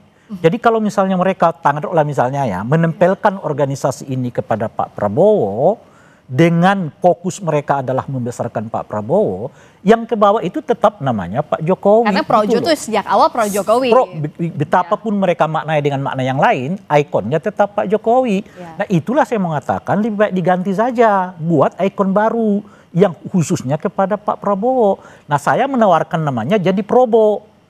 Pro Prabowo. Pro Prabowo kan kira-kira gitu. Gambarnya mungkin tadi ada iklan katanya ya, Sembara ini ya. Sembara logonya. Ya, logonya dibuat logo seluitnya Pak Prabowo gitu. Jelas gitu loh. Ya. Jadi Gerindra juga ragu-ragu untuk menerimanya. Ya. Sebab kalau dengan seperti yang sekarang, sekalipun seluitnya Anda ubah menjadi gambar yang lain, kan nggak lucu kan misalnya Projo tapi gambarnya Pak Prabowo, kan nggak lucu juga kan kira-kira gitu ya. Atau misalnya Pak Muzani gitu gambarnya kan nggak lucu juga kan. Jadi harus dilekatkan kepada orang yang paling dekat. Mungkin dengan cara begitu Pak Prabowo makin wah cakep juga ini kata Pak Prabowo. Masih bisa diajak untuk masih bisa. Ini cakep nih. Pertimbangan. Ini namanya total nih. Tanggung jawab kita ini kata Pak Prabowo ya kan? Apakah kalau Bung Faldo lihat ini masih agak ragu-ragu Mas Budi Ari ini, apakah mau full judulnya Pak Prabowo atau ya masih ingin ada Pak Jokowi juga, karena mau nggak mau kan tidak bisa dipisahkan gitu. Projo itu Pro Jokowi seperti yang tadi Bung Rey bilang, Bung Faldo. Iya, kalau kita melihat statement dari pihak Partai Gerindra ya, ini pura-pura jadi jubir Gerindra nih saya nih. Jadi ya Gerindra partai yang terbuka Mbak, disampaikan juga, dan memang ya tentunya bahagialah partai politik kedatangan tokoh Mbak. Kita anggaplah tokoh Pak Budi Ari.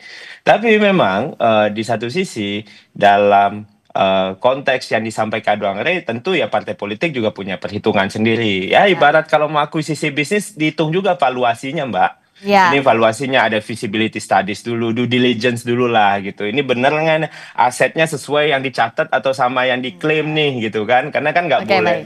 Ya nggak mudah juga bagi partai politik untuk hal itu. Tapi saya percaya niatan dari Pak Budi Ari masuk ke arena politik untuk membuat peraturan yang baik. Mudah-mudahan kalaupun nyalek untuk memperjuangkan undang-undang yang baik. Kalaupun jadi kepala daerah mungkin di kampung halamannya mudah-mudahan menang gitu. Ya. Karena kan kalau ketika udah ketemu politik ya beliau yang akan jadi tokohnya. Jadi kami kira ya kami merayakan lah niatan bergabungnya Pak Budi Ari ini sebagai kader partai politik. Mudah-mudahan sukses. Apakah dari relawan akan ganti skin jadi kader partai, dan apakah juga akan berganti nama Projonya, kita akan lihat nanti bagaimana akhirnya. Terima kasih Bung Faldo Maldini, Ketua Demokrasi. Terima kasih juga Bung Herakuti, Direktur Eksekutif Lingkar Madani. Selamat malam. Berikutnya saudara, kami kembali dengan informasi lainnya masih di Sapa Indonesia Malam. Jangan kemana-mana karena ada informasi Zohran Mamdani, seorang politisi muda berusia 34 tahun terpilih sebagai wali kota muslim pertama dan sekaligus termuda di New York, Amerika Serikat.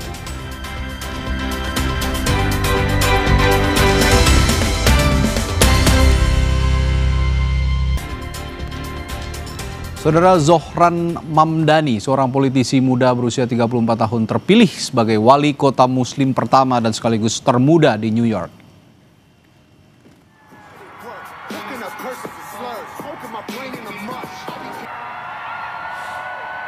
Kemenangannya akan menandai perubahan besar dalam peta politik di kota terbesar di Amerika Serikat. Zohran mengusung visi kota yang lebih setara, inklusif dan berorientasi pada keadilan sosial. Hal ini disebut sebagai agenda menarik bagi banyak pemilih generasi muda di tengah ketimpangan ekonomi yang mencolok di New York.